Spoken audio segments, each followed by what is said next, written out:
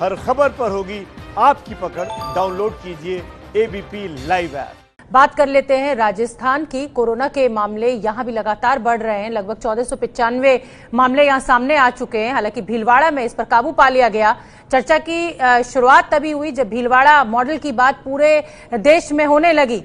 भीलवाड़ा को छोड़कर राजस्थान में बाकी जगहों पर लगातार मामले बढ़ रहे हैं। इस पर बात करने के लिए राजस्थान के chief secretary dB Gupta ji हमारे साथ लाइव जुड़ रहे हैं। डीबी गुप्ता जी, बहुत बहुत धन्यवाद एबीपी न्यूज के लिए समय निकालने के लिए। आपसे ये जानना चाहेंगे, भीलवाड़ा मॉडल जिसकी बात पूरे देश में हो रही है, जिसको पूरे देश में फॉलो किया जा रहा है, खुद राजस्थान में क्यों नहीं हो रहा है? मामला क्यों इतने बढ़ते जा रहे हैं बाकी जगहों पर?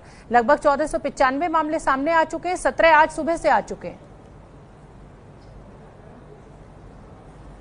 जी हाँ, आपने जो कहा वस्तुस्थिति है, लेकिन भीलवाड़ा जब आए थे केसेस सामने, वो सबसे पहले शुरुआती दौर था और एक हॉस्पिटल से वो आगे बढ़े थे। एक डॉक्टर संक्रमित हुआ और उससे आगे केसेस हुए जिनको हमने ट्रेस किया।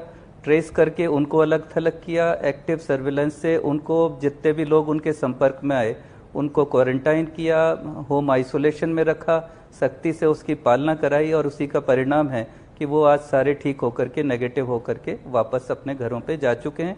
2 व्यक्तियों की डेथ शुरू में हो गई थी, लेकिन वो दूसरे कारणों से हुई थी। अब जो बात आपने कही है, आगे के केसेस जो आ रहे हैं, लगभग अब 1500 केसेस का नंबर आ गया है, तो उसमें सबसे बड़ा नंबर जयपुर का ही है और जयपुर के अंदर रामगंज का एरिया है। हमारी देखिए, पहली चीज़ तो मैं स्पष्ट करना चाहूँगा कि पॉलिसी वही भीलवाड़ा वाली है, रूथलेस कंटेनमेंट। हमारा बजवर्ड अभी भी वही है और उसी के मुताबिक सारे ही ज़िलों में वो कार्रवाई हो रही है। फ़र्क ये आता है कि देखिए, भीलवाड़ा के अंदर खुले घर थे, जब हमने ट्रेस किया तो उनको होम क्वारंटाइन में रखा, उन्होंने उसकी पालना की और अलग अलगाव बनाए रखा, फिजिकल डिस्टेंस रखा।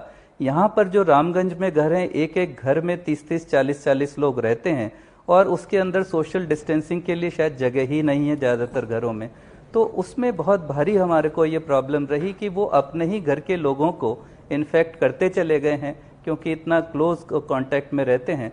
तो उनके लिए अब हमने जो सख्तियां की वो तो अपनी जगह है कि गलियों में आने तक बंद किया, बैरिकेडिंग की, सर्विलांस उनका बढ़ाया, आरएसी की बटालियन लगाई, ड्रोन उड़ाए, तो वो पूरा सख्ती तो हमने की है। लेकिन उनके जो जगह की हालात देखते हुए हमने ये व्यवस्था की कि ऐसे परिवारों को जहाँ जगह नहीं है उनको हमने क्वारंटाइन सेंटर बाहर बना करके और उनको शिफ्ट कर रहे हैं, पूरी फैमिलीज को 3-4 लोग उनके घर में छोड़ देते हैं और बाकी लोगों को शिफ्ट कर रहे हैं ताकि वो दूसरों में ना फैले।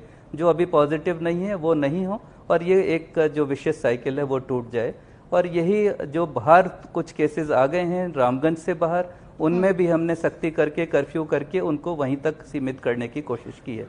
और दूसरे जिलों में भी ये है, कुछ तबलीगी जमात से जो हुआ था उससे पहले थे, लेकिन अब धीरे धीरे कंट्रोल में आ रही हैं सिचुएशन। 3-4-5 हमारे ऐसे हॉटस्पॉट्स हैं जो पुराने कॉन्टैक्ट्स की वजह से केसेस आ रहे हैं, लेकिन अभी चिंता जैसी कोई स्थिति नहीं है।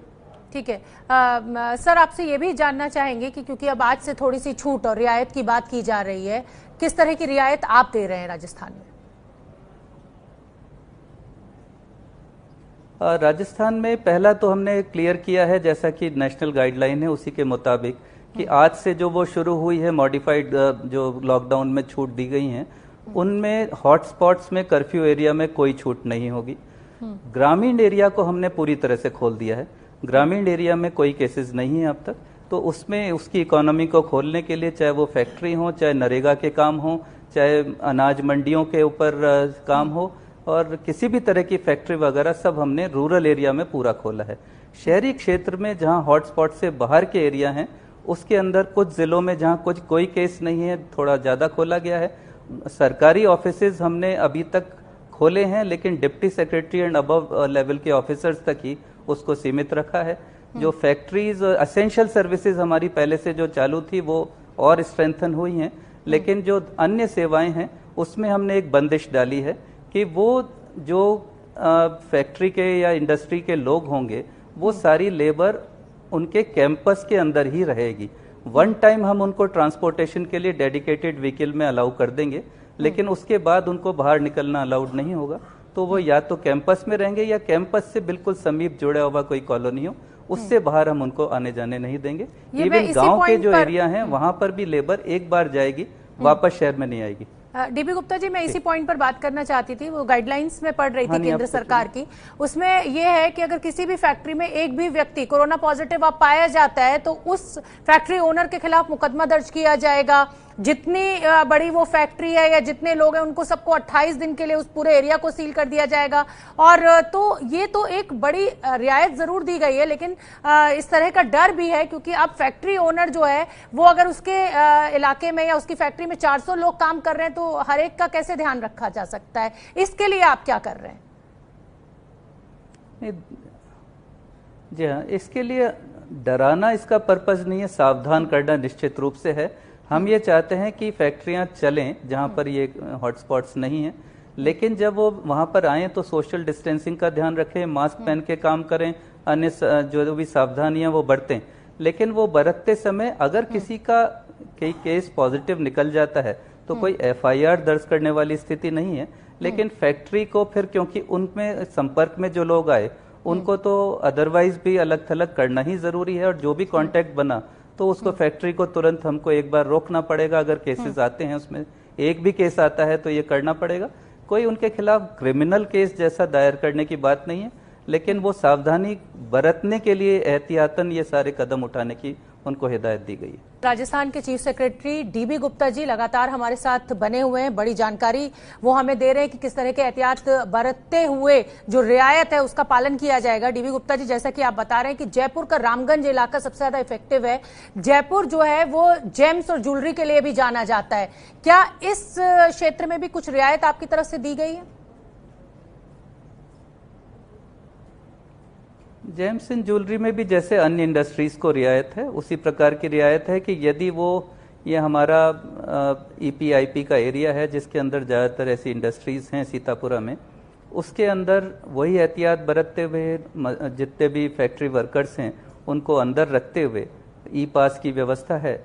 तो उस सारे लॉकडाउन के नियमों का, जो मॉडिफाइड लॉकडाउन के नियम है, उन सावधानियों का पालना करते हुए निश्चित रूप से वो खोल सकते हैं।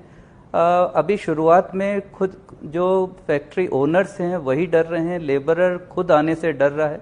वो शुरुआती दिक्कतें हैं, धीरे धीरे लोगों का डर मेरे ख्याल से वो दूर होगा तो और ज्यादा तेजी से ये खुल पाएंगी। डीबी गुप्ता जी, कई इलाकों में क्योंकि आपने रियायत दी है, गर्मी का मौसम है, एसी की सबसे ज्यादा जरूरत पड़ रही है और लॉकडाउन क्योंकि मार्च से चल रहा है तो लोग एसी की सर्विसिंग नहीं करा पाए हैं, घर में नल खराब है, प्लम्बर को भी छूट देने की बात की जा रही है। इस तरीके की सुविधाओं को बहुत आसानी तक वो लोगों तक पहुंचे, नीचे तक पहुंचे, उसके लिए क्या इंतजाम है? जी, बहुत आपने सामयिक प्रश्न किया है, क्योंकि यही हमारे पास सबसे ज्यादा शिकायत आ रही थी। कल मेरे पास किसी लेडी का फोन आया कि बच्चे ने चश्मा फेंक दिया, टूट गया। अब मेरे पास आपने ऑप्टिकल जो शॉप्स हैं वो खोली नहीं है, अब मेरे को दिखाई नहीं दे रहा। हमने कल ही डिसीजन, ऐसे 1-2 केस और आए तो हमने ऑप्टिकल शॉप्स को भी खोलने की इजाजत दे दी। इसी प्रकार से प्लम्बर है, कारपेंटर है, अन्य जो अप्लायंसेज हैं उनको ठीक करने वाले लोग हैं, उनको जो कंपनियां हैं, जो कंपनियों के थ्रू आते हैं, उनको तो कंपनी के माध्यम से हम पास बना रहे हैं। बाकी उसके लिए भी epass.rajasthan.gov.in पे जाके फॉर्म भरने का है, और हमने किसी न किसी डिपार्टमेंट को, वो किस फील्ड का है उसके हिसाब से ही एक डिपार्टमेंट को ऑथराइज किया है, वो उसको ऑथेंटिकेट करेंगे और उनका ई पास उनके मोबाइल पे बनके इमीडिएटली आ जाएगा। राजस्थान के chief secretary dB Gupta ji लगातार हमारे साथ बने हुए हैं क्योंकि आज से कुछ रियायत दी गई है कर्फ्यू में, तो उसी को लेकर हम बातचीत कर रहे हैं। डीबी गुप्ता जी, जैसा कि मैं ब्रेक पर जाने से पहले जिक्र कर रही थी कि आपने कारपेंटर को तो छूट दी लेकिन लकड़ी की दुकानें बंद हैं, आपने इलेक्ट्रीशियन को छूट दी लेकिन बिजली का सामान तो मिल नहीं रहा है, तो इस दिशा में आप कैसे मदद कर पाएंगे, क्या सोच रहे हैं आप? देखिए, जो छूट हम एसेंशियल सर्विसेज मानते हुए दे रहे हैं, उसका हम स्वरूप पूरा एक सप्लाई चेन को मानते हुए दे रहे हैं, क्योंकि जब तक कंप्लीट सप्लाई चेन नहीं होगी तो वो उस तरह की बीच बीच की छूटों से फायदा नहीं होगा। एंड रिजल्ट हमारे पास आना चाहिए। तो वो जैसा भी आपने बहुत सही तरीके से कहा कि यदि हमने प्लम्बर को छूट दे दी और उसके लिए सामान जो आवश्यक है वो दुकानें बंद हैं, तो वो कुछ कर नहीं पाएगा।